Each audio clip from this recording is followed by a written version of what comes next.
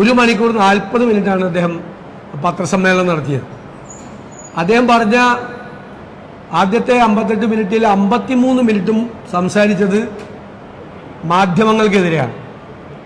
മാധ്യമങ്ങൾക്കെതിരായി അദ്ദേഹം ഒരു കേസുണ്ടാക്കി, അദ്ദേഹം തന്നെ വിചാരണ നടത്തി, അദ്ദേഹം തന്നെ ശിക്ഷ വിധിച്ച് നിങ്ങളെ എല്ലാവരെയും തൂക്കിക്കൊല്ലാൻ വേണ്ടി തീരുമാനിച്ചിരിക്കുകയാണ്. കേസെടുക്കുമെന്ന് ഭീഷണിപ്പെടുത്തിയിരിക്കുകയാണ്. ഇനി എല്ലാവരും വ്യാജ വാർത്തകൾ കേരളത്തിലെ മാധ്യമങ്ങൾ പ്രചരിപ്പിക്കുന്നു എന്നുള്ള ആരോപണമാണ് മുഖ്യമന്ത്രി ഉന്നയിച്ചത്.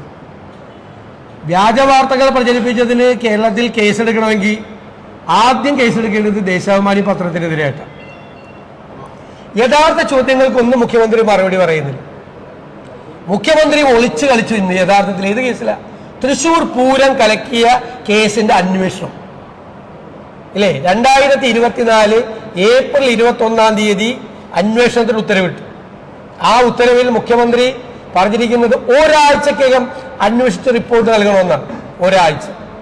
ഒരാഴ്ച കഴിഞ്ഞ് 5 മാസം കഴിഞ്ഞു. എന്നിട്ട് കഴിഞ്ഞ ആഴ്ച വീണ്ടും നീട്ടിക്കൊടുക്കുന്നതാണ്.